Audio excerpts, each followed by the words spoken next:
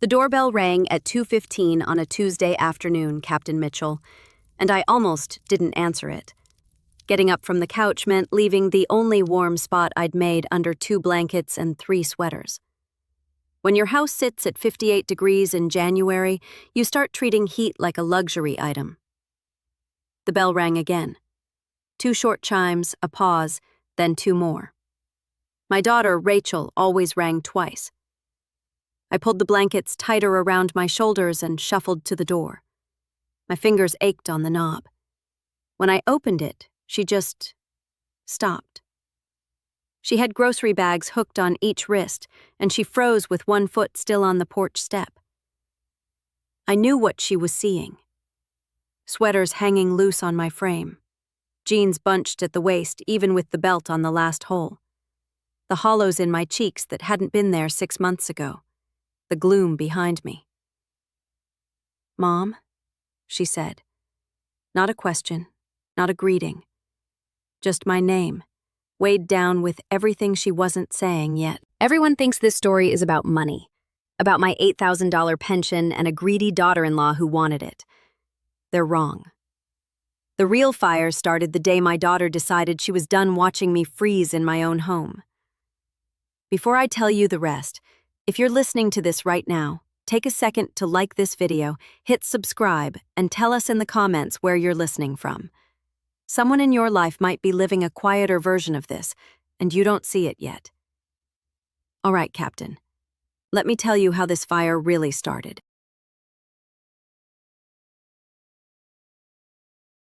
Rachel brushed past me into the living room, the plastic bags rustling like dry leaves. She didn't say anything. Her gaze went straight to the thermostat. 58 degrees, she said. "Mom, it's 40 outside." "I like it cooler," I lied. The excuse I'd practiced. "It saves money and—" She was already walking toward the kitchen. I heard the refrigerator door open. Then nothing. Then a sharp inhale that sounded like someone had punched her. "Mom." I didn't want to go in there. I knew what she'd found, but the sound of her voice dragged me in anyway. She was staring into the fridge like it was a crime scene. On the top shelf, a bottle of milk 2 weeks past the date. In the door, 3 ketchup packets and a crusted jar of mustard. That was it. "Where is your food?" she asked. "I have crackers in the pantry," I said softly. "And there's some rice. I make soup with bouillon cubes. It's not as bad as it looks." Rachel shut the fridge harder than necessary and pressed the heel of her hand to her forehead like she was trying to push a headache back into her skull. "You get an $8,000 pension every month," she said. $8,000, Mom. You should have a full freezer, not this." My cheeks burned. Shame doesn't care that you're the one being hurt. It still makes you feel like you're the one who failed. "It's complicated," I said. Rachel pulled out her phone and hit a contact without looking. I knew who it was before the first ring finished. David picked up on the second ring. My son's voice came through the speaker, casual and distracted. "Hey, Rach, everything okay?" "What's wrong?" she snapped. "What's wrong is Mom is sitting in a freezing house wearing 3 sweaters with nothing in her refrigerator but expired milk and condiments. That's what's wrong. Where is her money, David?" There was a long breath. I pictured him in his nice kitchen across town, rubbing his forehead like this was an inconvenience. "Look," he said, "Courtney handles Mom's finances now. It's just easier that way. You know how Mom gets confused with bills and—" "Confused?" Rachel's voice went cold. "Mom worked as a bookkeeper for 30 years, he faltered.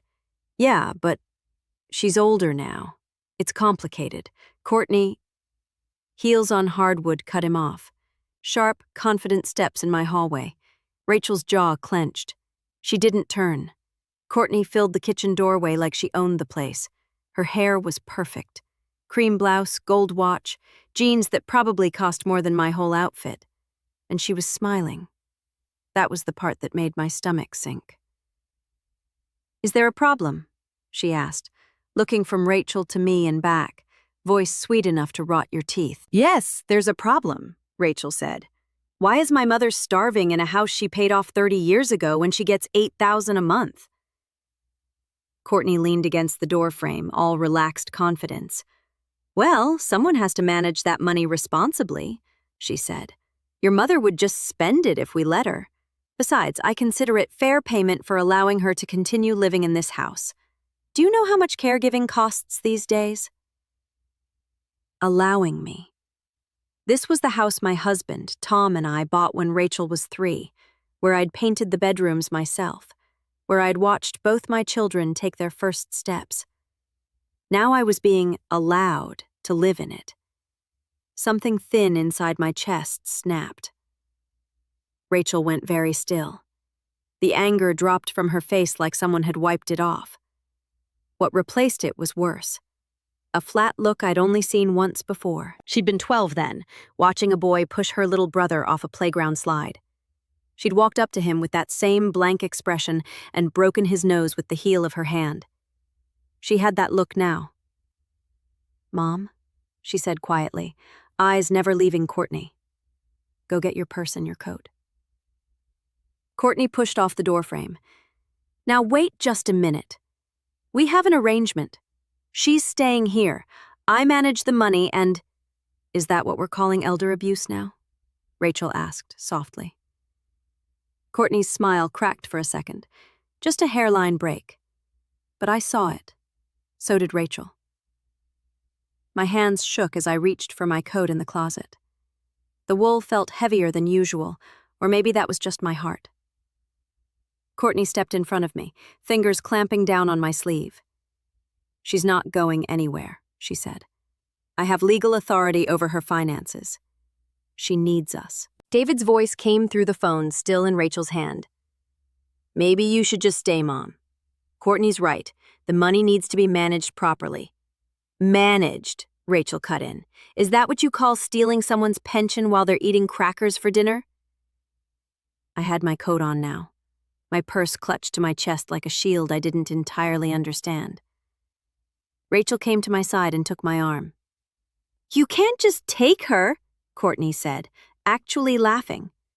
"I control every dollar she receives. You don't know what you're doing." "We'll see about that," Rachel said. We were almost at the door when she stopped. "Mom," she murmured, grip tightening on my arm. "I need you to trust me for the next 3 months. Don't tell anyone what we're about to do. Not David, not Courtney, no one. Can you do that?" I didn't know what she was planning, but I recognized that tone. The one she'd used when she decided she was going to finish college no matter how many extra shifts I worked. "Yes," I whispered. "I trust you." Behind us, Courtney was still talking. Caregiving, gratitude, fair, all blending into noise as Rachel led me out into the gray afternoon. By the time Rachel buckled me into the passenger seat, I was shaking. For the first time in months, it wasn't from the cold. Rachel didn't talk on the drive.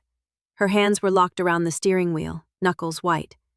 Every so often she'd glance at me, eyes tracking the sharpness of my cheekbones, the way my sweater hung. We turned left at the light by the grocery store instead of right toward her apartment. "Where are we going?" I asked. "St. Mary's," she said. "The ER." "I don't need a hospital," I protested. "I'm just tired." She let out a breath that sounded like it had been stuck in her for weeks. "Mom, when was the last time you ate a full meal? Not crackers, not rice. A meal." I opened my mouth, closed it. The days had blurred together, rationing whatever Courtney left, pretending my stomach wasn't twisting at night. "I eat enough," I said, but it sounded weak even to me. "Please don't fight me on this," she said. "Just this once. Let me be the mom." The ER waiting room was all fluorescent lights and worn chairs. Rachel checked me in, answering questions fast and flat. When the intake nurse asked why we were there, she said, "Dizziness and fatigue." That much was true.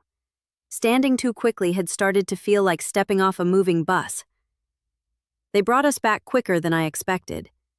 A young doctor listened to my heart, checked my lungs, had me stand on a scale. I watched Rachel's face when the number came up. 104, she said quietly. I'd been 136 at Christmas. The doctor's voice was careful. Mrs. Morales, when did you start losing weight?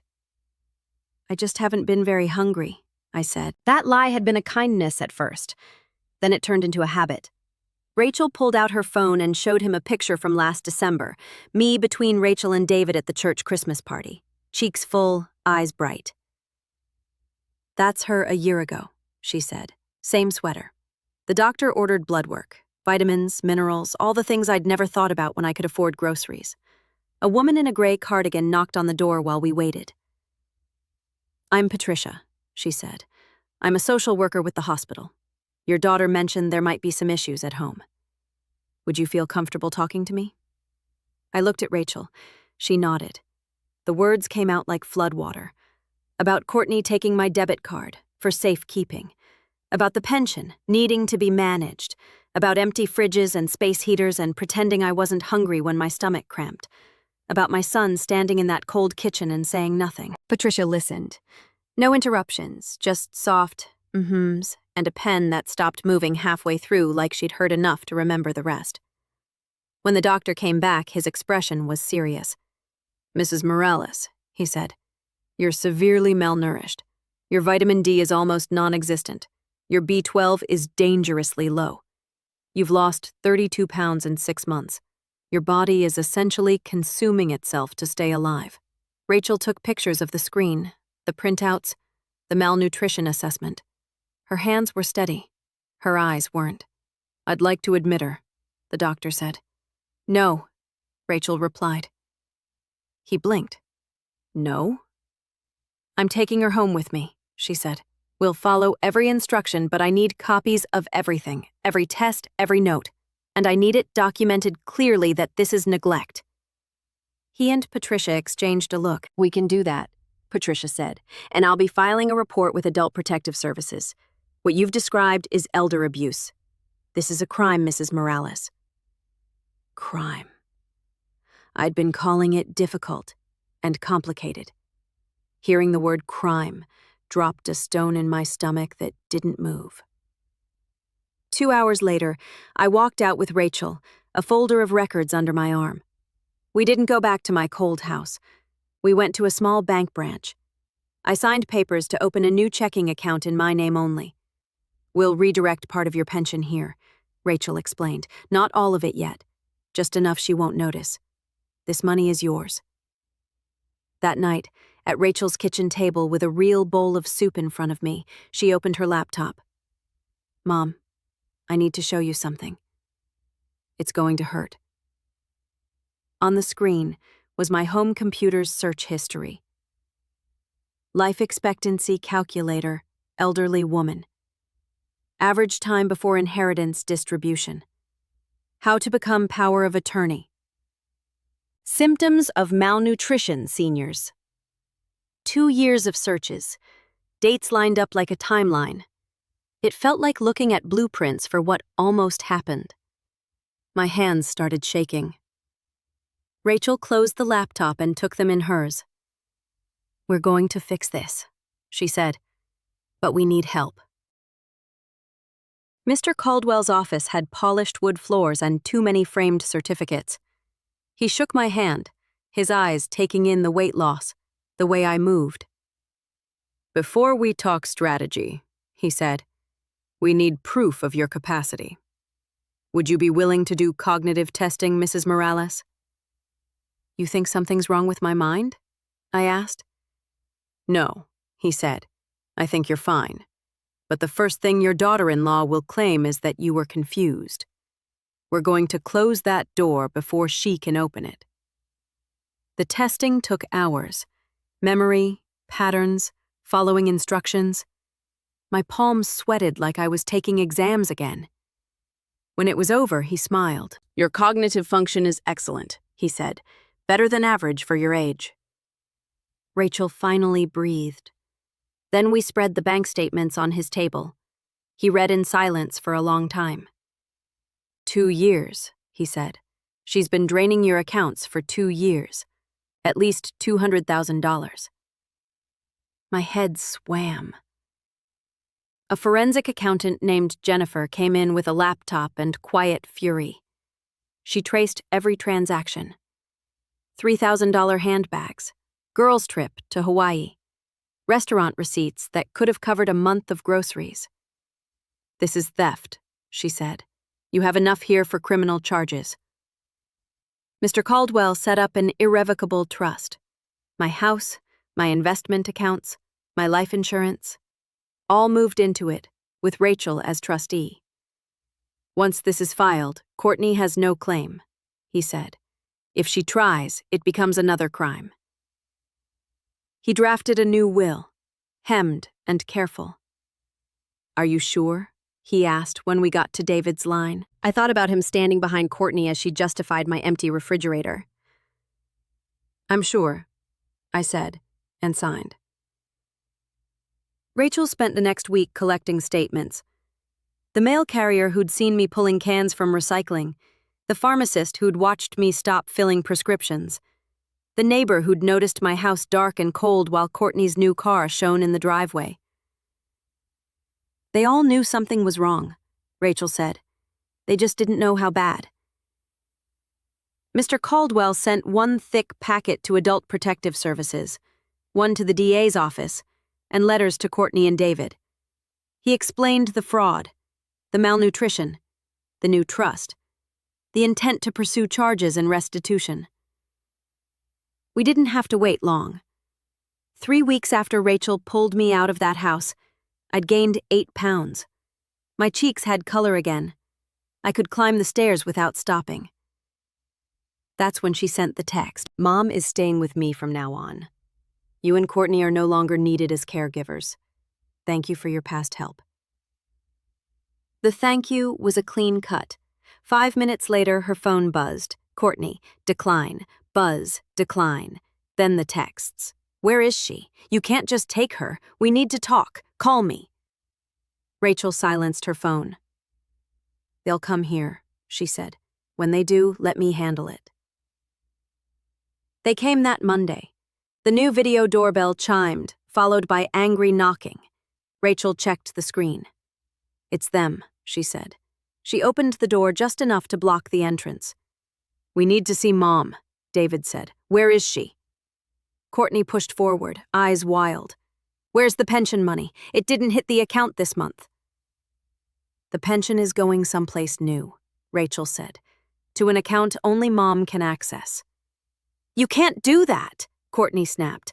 "I have power of attorney. I manage her finances." "Actually, you don't," Rachel said. "You never did. You just took her debit card and told everyone you were in charge. There's no document anywhere giving you that power. We checked." Color rose in Courtney's face. "I've been taking care of her," she said. "I deserve compensation. Do you know how much caregiving costs?" "That's a funny word for starving someone in a 58-degree house," Rachel said. "Rachel, you're being dramatic," David said. "Mom was fine." "Fine." Rachel pulled out her phone and swiped. She weighed 104 at the ER.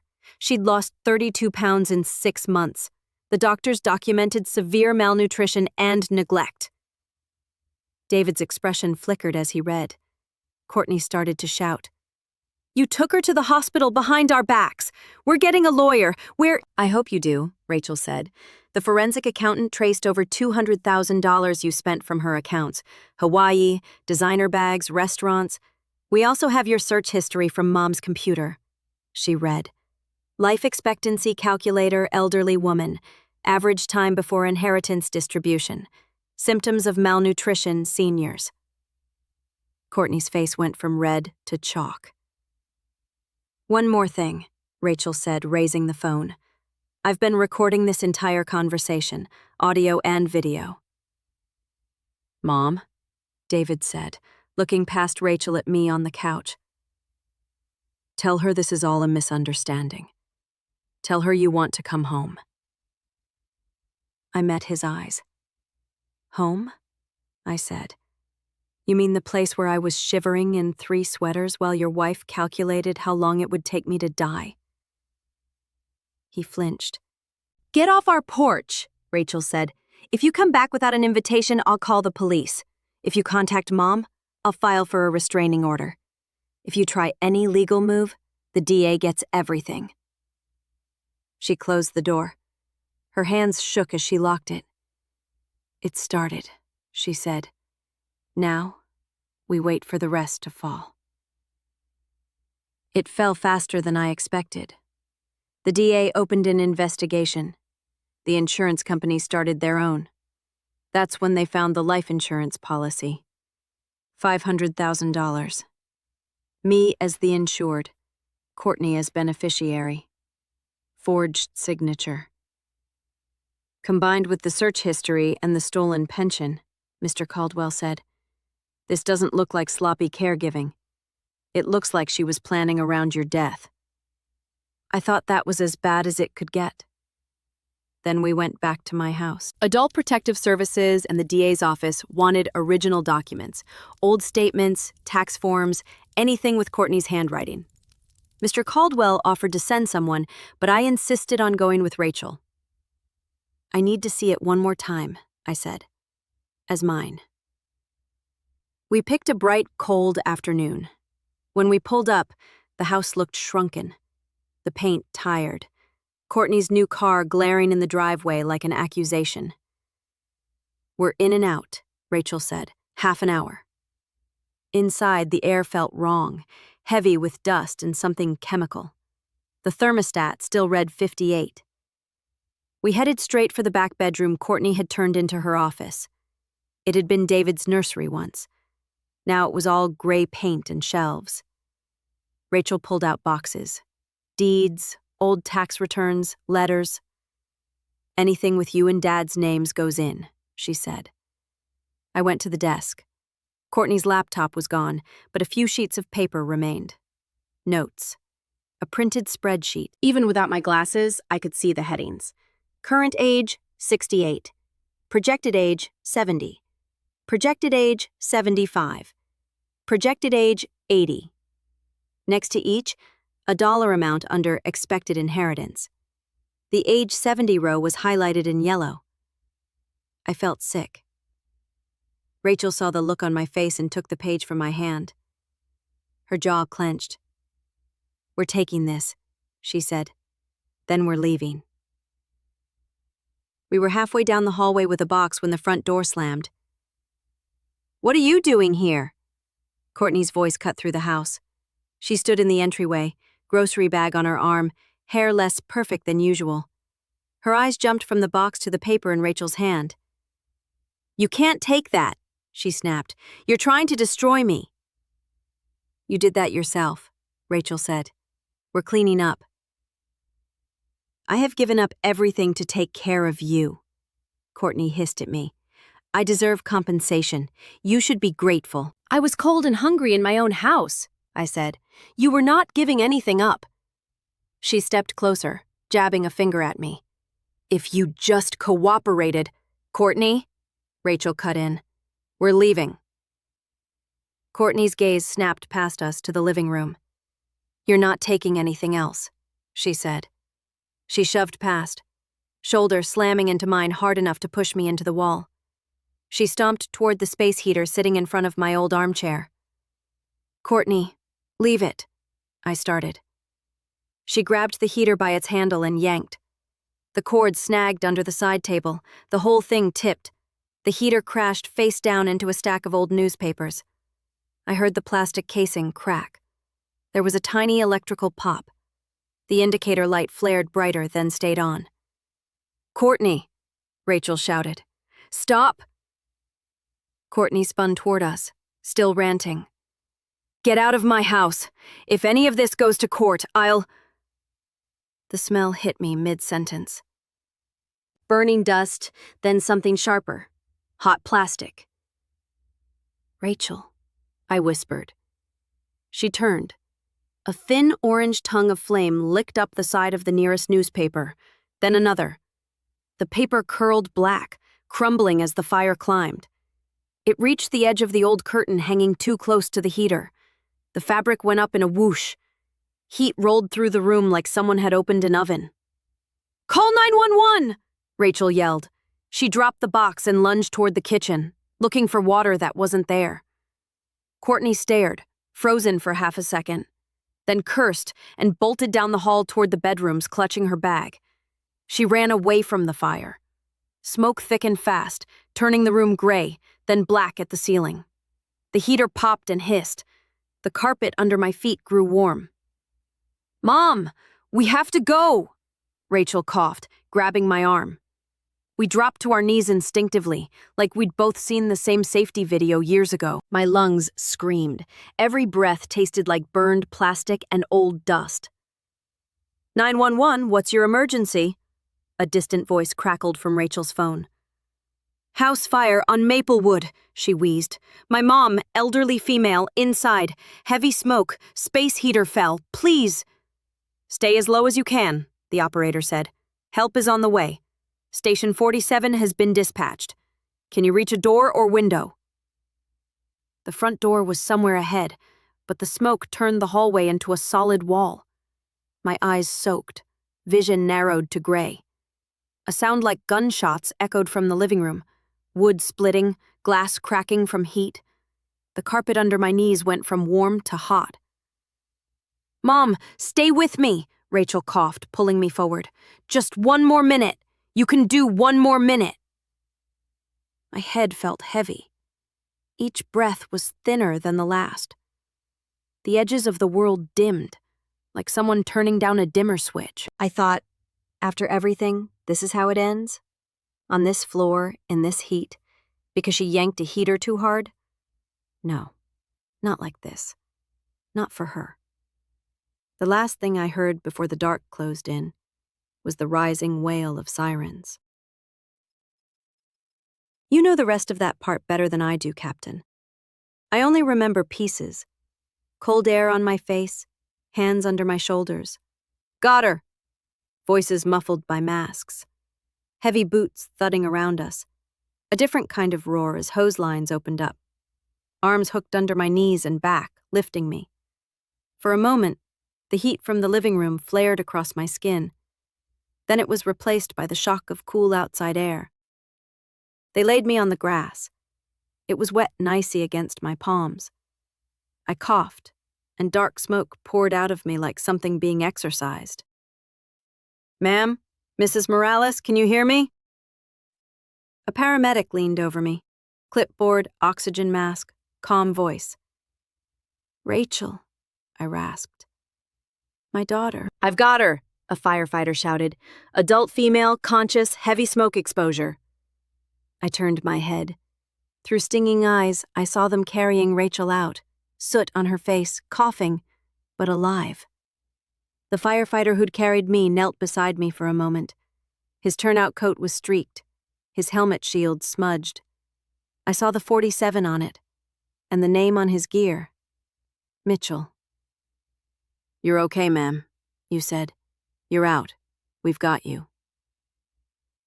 Afterward, I heard snatches of your world. Accelerant? Space heater into papers, negligent at best.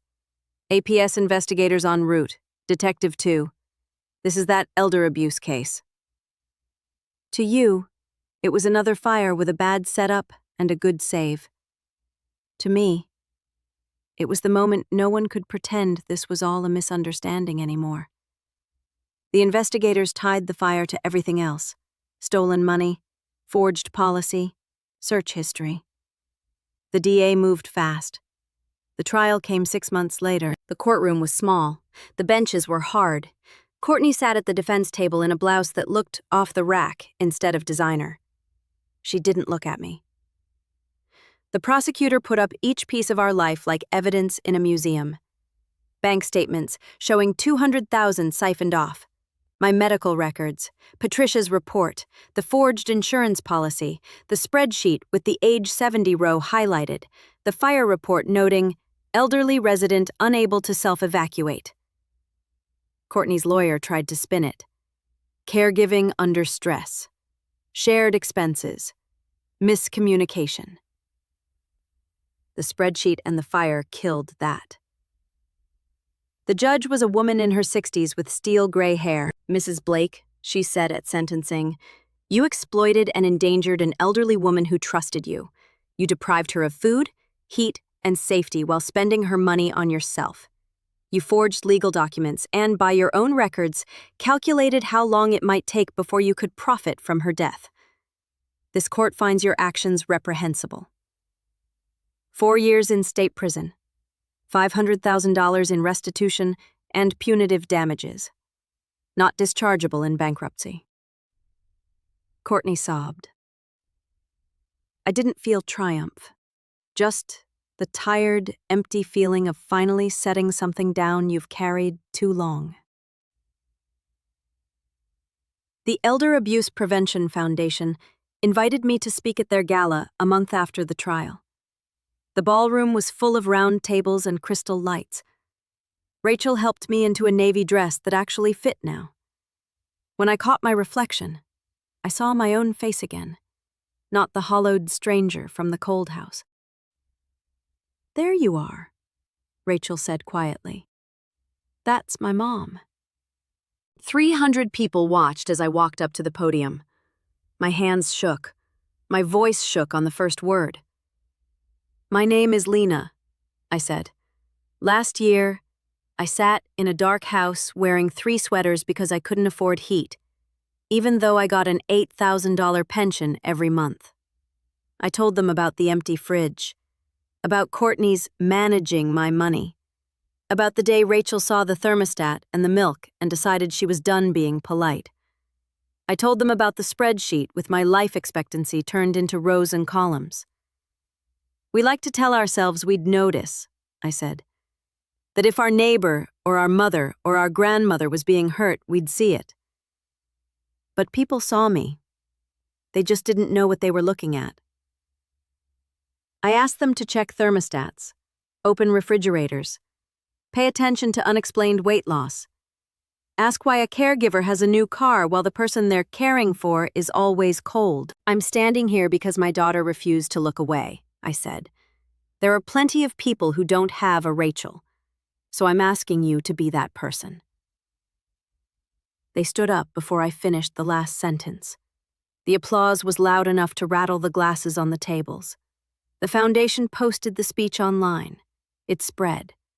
My phone filled with messages. Seniors who finally had a name for what was happening to them. Adult children checking on their parents. Social workers grateful to have a story to point to. I answered as many as I could from Rachel's kitchen table. Not long after, David came to the house. I was on the porch, book in my lap, sun on my face. His car pulled up slowly, like he wasn't sure he should be there. He looked older, thinner, tired in a way that had nothing to do with sleep. Mom, he said, climbing the steps. I saw your speech. I know, I said. I filed for divorce, he said. I gave everything to the DA. I know it doesn't make up for what I did, but it doesn't, I said, not unkindly. His eyes filled. Please. I was stupid. I believed her. I thought she was helping you. I didn't want to think. You didn't want to see, I said. You saw me in 3 sweaters. You saw the empty fridge. You heard me say I was cold. You didn't need her to tell you anything. You chose not to see. He swallowed hard. Please forgive me, he whispered. I'm still your son. You are, I said, and I hope someday I can feel differently. But I'm not ready to pretend those 2 years didn't happen. Not yet. His shoulders sagged. He nodded once. Okay, he said. Okay. He walked back to his car. For once, he didn't argue. I live with Rachel now, in the house she bought with part of the trust. When I die, half of what I have will go to her. The other half will go to the foundation and 3 other groups that protect seniors. David will get $1. Courtney will be paying back what she took for a long time.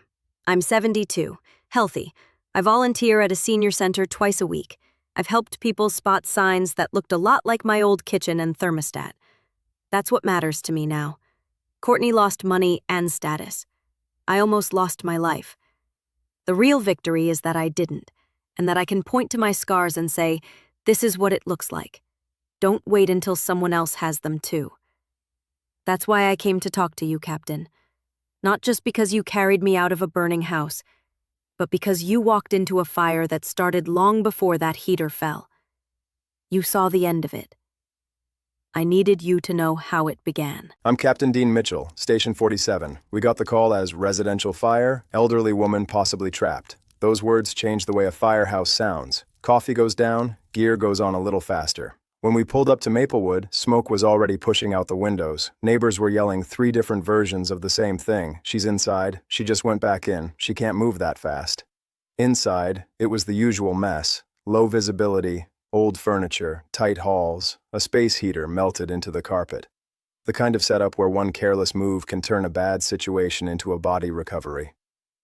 We found Lina and her daughter crawling toward the door, both of them taking in more smoke than air. We got them out, knocked the fire down. From our side of the mask, it was a solid stop. From her side, it was the end of a burn that lasted 2 years. Most people think fire is obvious. Flames, smoke, sirens. But there's another kind that doesn't trip alarms. It looks like an empty fridge, a thermostat stuck at 58 in January, a caregiver with new purses and vacations, while the person they're caring for loses 30 pounds and stops refilling prescriptions. If you walk into a house and the refrigerator is empty, but the caregiver's lifestyle is full, that's not caregiving. That's a 5-alarm fire, dressed up as responsibility. You don't need turnout gear to respond to that. Open the fridge. Glance at the thermostat. Ask how many hot meals they've had this week.